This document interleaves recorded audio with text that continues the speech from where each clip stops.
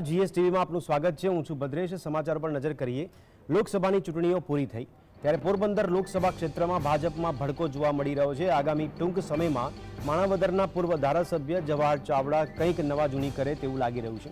તેમણે social media platform પરથી ભાજપનું ચિહ્ન તેમજ ભાજપને લગતી તમામ પોસ્ટ પણ ડિલીટ કરી દીધી છે। જવાહર ચાવડાએ મનસુખ માંડવિયાને ઉદ્દેશીને એક વિડીયો પણ શેર કર્યો છે, જેમાં તેમણે કહ્યું કે મારી ઓળખ પર ભાજપે પોતાની ઓળખ બનાવી છે। મેં 6 જિલ્લાના 21 તાલુકાઓમાં અભિયાન ચલાવીને 75,000થી વધુ પરિવારોને બીપીએલનો લાભ અપાવ્યો છે। હું મશાલ લઈ લડત કરતો હતો। મારી એક અલગ ઓળખ છે અને મારી ઓળખ પર ભાજપે તેની ઓળખ બનાવી છે। ભાજપના લોકોમાં ત્રેવડ હોત તો ચૂંટણી પહેલા વાત કરવી હતી।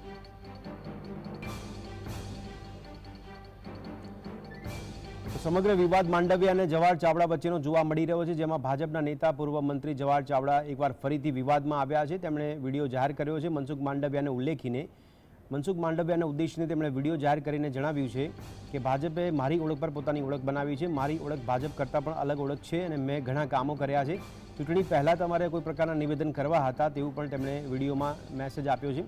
તેમણે જણાવ્યું કે 75,000થી વધુ પરિવારોને મેં બીપીએલનો લાભ અપાવ્યો છે અને મશાલ લઈને હું લડતો હતો અને આ પ્રકારના નિવેદનો જો કરવા હોય તો ચૂંટણી પહેલાં કરવાના હતા। ચૂંટણી બાદ હવે આ નિવેદનનો કોઈ મતલબ કે અર્થ નથી। સોશિયલ મીડિયા એકાઉન્ટ પરથી તમામ ભાજપની પોસ્ટ તેમણે હટાવી દીધી છે। જવાહર ચાવડામાં હવે એક પ્રકારની નારાજગી જોવા મળી રહી છે ભારતીય જનતા પાર્ટી માટે। ફરી એકવાર તેઓ વિવાદમાં આવ્યા છે। મનસુખ માંડવિયાને વિડીયો દ્વારા મેસેજ આપી રહ્યા છે, જવાબ આપી રહ્યા છે કે ચૂંટણી પહેલાં આ પ્રકારના નિવેદન કરવાના હતા। ચૂંટણી પૂરી થઈ ગયા બાદ શા માટે આ પ્રકારના નિવેદન? ચાવડા અને માંડવિયા વચ્ચેનો આ વિવાદ સામે આવ્યો છે, તેને લઈને ભવિષ્યમાં હવે જવાહર ચાવડા ભાજપને રામ રામ કરે તેવી શક્યતા પણ અત્યારે રાજકીય વર્તુળોમાં સેવામાં આવી રહી છે। જવાહર ચાવડા દ્વારા વિડીયો જાહેર કરીને કહેવામાં આવ્યું છે કે મેં લોકોની સેવા કરી છે। 75,000થી વધુ પરિવારોને મેં બીપીએલનો લાભ અપાવ્યો છે અને મશાલ લઈને હું લડતો હતો। આ પ્રકારનું નિવેદન વિડીયોમાં જાહેર કર્યો છે।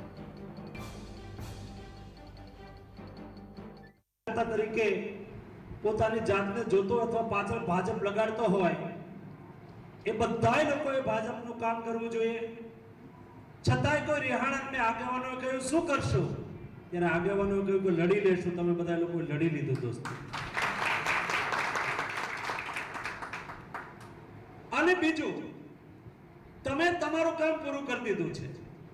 તમે અમને જનપ્રતિનિધિ બનાવી દીધા છે। હવે અમારી જવાબદારી શરૂ થાય છે। તમારા અને અમારા વચ્ચેનું સંકલન અને સાતત્ય રહે એ બહુ આવશ્યક છે। અહીંયા આપણા અરવિંદભાઈ કહેતા હતા કે મનસુખભાઈ નહીં આવે તો ચાલશે। દોસ્તો, મને ભારતીય જનતા પાર્ટીના કાર્યકર્તાથી બહુ સંતુષ્ટિ છે। ચૂંટણી વખતે મેં કહ્યું હતું કે આપણે ચૂંટણીની પરિભાષા બદલી દેવી છે અને મેં આખી ચૂંટણી દરમિયાન જોયું દર ચૂંટણીની અંદર જે વ્યવસ્થાઓ હતી એ વ્યવસ્થાઓ આપણે બદલી દીધી। એક પણ કાર્યકર્તાએ મને ફોન નથી કર્યો કે અમારે આ સુવિધા જોશે, અમારે આ વ્યવસ્થા જોશે। ભાજપનો કાર્યકર્તા એ કેટલો કમિટેડ હોય છે દોસ્તો, એ હું ભલી ભાંતિ જાણું છું। અને એવી જ રીતે આગામી દિવસોની અંદર જનપ્રતિનિધિ તરીકે અમારો તમારો સંપર્ક બની રહે। અરવિંદભાઈ ધારાસભ્ય છે, અરવિંદભાઈ માટે થઈને મનસુખભાઈ સાંસદ છે। મનસુખભાઈ માટે થઈને ક્યારેય કાર્યકર્તાએ જરૂર નથી કે બધાની અપેક્ષાઓ પૂરી થઈ જશે। કાર્યકર્તા તરીકે આપણા જનપ્રતિનિધિ પ્રત્યે આપણા મોઢામાંથી ક્યારેય લૂસટોક નહીં નીકળવો જોઈએ। નમસ્કાર, મનસુખભાઈ માંડવિયા।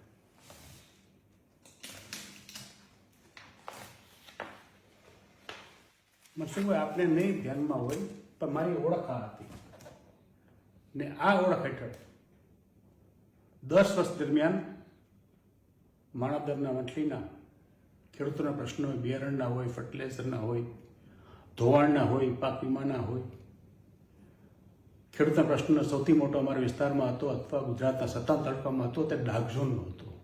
તે ડાર્ક ઝોનનું મુવમેન્ટ 3 વર્ષ સુધી ચલાવ્યું હતું, ડાર્ક ઝોન ઉઠાવી હતો।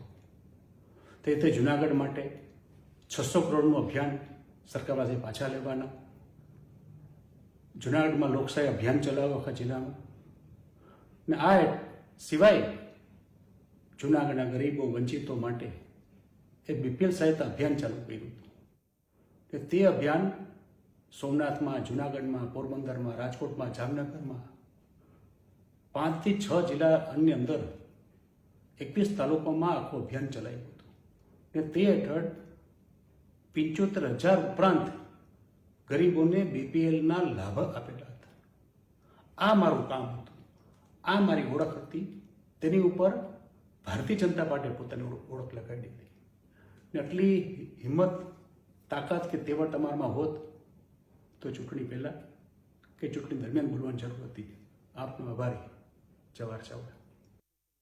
તો માંડવિયા અને ચાવડા વચ્ચેનો આ વિવાદ સામે આવે છે. ગુજરાતના રાજકારણમાં રાજકીય ભૂકંપ સર્જાવાની તૈયારી જોવા મળતી હોય તેનું એપી સેન્ટર જૂનાગઢ બનતું નજરે પડી રહ્યું છે.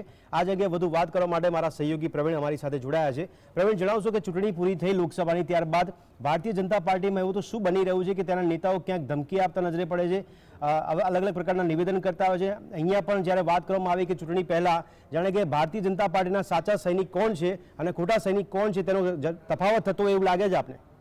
જી ભદ્રેશ, આ આજકાલનું થયું એવું નથી અને મીડિયા માધ્યમોમાં, મીડિયા હાઉસીસમાં સમાચાર પહોંચતા થોડો સમય લાગે છે. આ છેલ્લા અમુક મહિનાઓની ઘટના છે અને જે રીતે મનસુખ માંડવિયા અલગ અલગ જગ્યાએ અભિવાદન સમારોહમાં જે રીતે આટકતરી રીતે જવાહરભાઈ ચાવડા ને ટાર્ગેટ કરે છે, એનો મતલબ એમ થયો જવાહરભાઈ ચાવડા એટલા માટે જ એ આવે છે કે કઈ રીતે તેમને કામ કર્યું હોય. એક વાત સમજવાની જરૂર છે.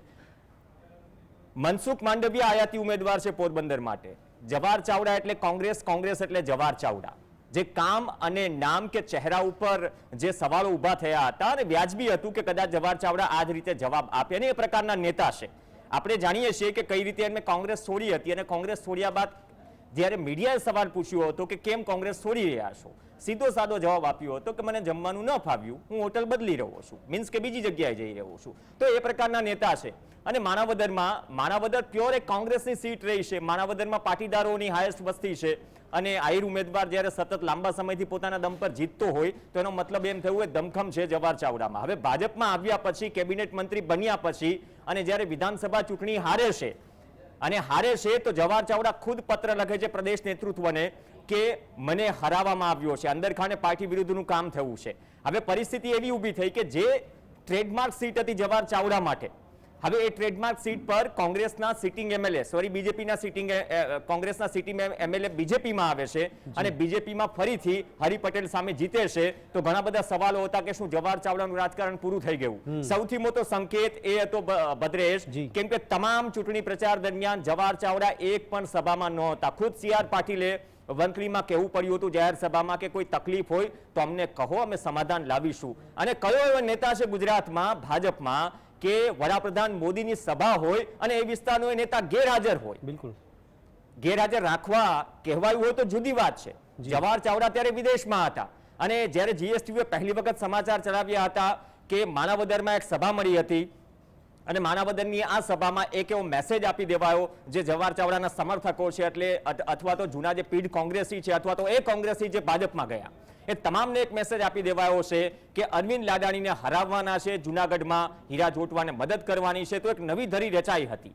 હવે આ વસ્તુ સાચી ક્યારે પડી? સાચી ત્યારે પડી જ્યારે અરવિંદ લાડાણી પત્ર લખે છે CR પાટીલને સંબોધીને અને પ્રદેશ નેતૃત્વને સંબોધીને કે જવાહર ચાવડાએ અને તેમના પુત્રએ કે જવાહર ચાવડાની લોબીએ પાર્ટી વિરુદ્ધનું કામ કર્યું છે, મને હરાવવાની કોશિશ કરી છે. જે લીડ છે, લીડ પર પણ ઘણા બધા સવાલો છે. પોરબંદર લોકસભા બેઠક અને સાથે સાથે માણાવદર વિધાનસભાની પેટા ચૂંટણી, પોરબંદરમાં પણ પેટા ચૂંટણી હતી પરંતુ પોરબંદરનો કિસ્સો અલગ છે પેટા ચૂંટણીનો. પરંતુ આ બંને જગ્યાએ લલિત વસોયા જ્યારે લડી રહ્યા હતા પોરબંદર લોકસભાની ચૂંટણી, તો ઘણા બધા સવાલો અંદર ખાને કોંગ્રેસમાં પણ છે અને બીજેપીમાં પણ છે. પણ આ રીતે સીધો સાદો જવાબ એ બહુ ક્લિયર કટ એ મેસેજ છે બીજેપીને અથવા મનસુખ માંડવિયાને તો કહી દીધું. મનસુખ માંડવિયાને સંબોધીને જ આ પ્રશ્ન હતો કે જવાહર ચાવડા ફરીથી પાર્ટી બદલવાના મૂડમાં છે. મૂડમાં તો છેલ્લા 6 મહિનાથી છે, કેમ કે ચૂંટણીઓ પૂરી થઈ, મતદાન પૂરું થયું પછી જવાહર ચાવડાની એન્ટ્રી થઈ હતી. ત્યાં સુધી જવાહર ચાવડા ક્યાંય ચર્ચાયા નહીં અને માણાવદરમાં જ્યારે જવાહર ચાવડા ચર્ચાય નહીં અથવા તો મીડિયા સામે દેખાય નહીં અથવા જમીન પર ન હોય, એ પણ ચૂંટણીમાં, આ તમામ આટલા વર્ષોના ઇતિહાસમાં પ્રથમ વખત બન્યું છે અને બહુ લાંબો લચક ઇતિહાસ છે ભદ્રેશ. આ માત્ર એક સવાલનો જવાબ નથી પરંતુ એક નવી ધરી રચાઈ રહી છે. જે કોસ્ટલ બેલ્ટની રાજનીતિ છે, પોરબંદરથી લઈને ગીર સોમનાથથી ભાવનગર લઈને, જ્યાં કોંગ્રેસ વર્ષોથી, કોંગ્રેસ મતલબ પોતાના દમ પર નહીં પરંતુ એવા નેતાઓના દમ પર અડીખમ હતી જેના કારણે કોંગ્રેસ જીતી રહી હતી. હવે બીજેપીમાં જે નેતાઓ ગયા, જે અડીખમ નેતાઓ હતા, પોતાના દમ પર જીતતા હતા, બીજેપીમાં ગયા કેબિનેટ મંત્રી બન્યા પછી અંદરખાને કકડાટના કારણે હારે છે અથવા હરાવાય છે એ સવાલનો જવાબ કદાચ પાર્ટી ગોતી લેશે, જી. પરંતુ એ તમામ નેતાઓનું રાજકારણ પૂરું કરવાની કદાચ કોશિશ થઈ રહી હોય એવું પ્રતીત થતું હોય અને બાદમાં જ્યારે ચૂંટણી જીતી જાય ત્યારે આ પ્રકારનું નિવેદન આવે છે અને એટલા માટે જ કદાચ જવાહર ચાવડાએ આ પ્રકારે સ્ટેટમેન્ટ આપવું પડ્યું કે તેમને તેમના વિસ્તાર માટે શું કર્યું છે. તો આ લડાઈ હજુ શરૂઆત નથી. કદાચ એકાદ બે દિવસમાં જવાહર ચાવડા બીજેપી છોડી કોંગ્રેસમાં આવે અથવા તો બીજેપી છોડી ડાયરેક્ટ કોંગ્રેસમાં ન જોડાય પરંતુ બીજેપી છોડવાનો નિર્ણય કરે એવું પણ બની શકે. આપણે કોઈ વાતની પુષ્ટિ નથી કરી રહ્યા, પરંતુ જે અંદાજમાં જવાબ આપ્યો છે કદાચ એ જવાબની હવે કદાચ અપેક્ષા જોઈએ પ્રદેશ નેતૃત્વ છે અથવા તો ખુદ મનસુખ માંડવિયા છે અથવા તો ભાજપના કયા શીર્ષસ્થ નેતૃત્વમાંથી આવે છે કે નહીં. જો જવાબ ન આવે તેનો મતલબ એમ થયો કે 4 મહિનાથી જે અંદરખાને રંધાઈ રહ્યું છે એ કદાચ રસોઈ બનીને તૈયાર છે. નવી ઉથલપાથલ કોસ્ટલ બેલ્ટની રાજનીતિમાં જવાહર ચાવડાના રૂપમાં. જી પ્રવીણ, ખૂબ ખૂબ આભાર અમારી સાથે જોડાવા બદલ.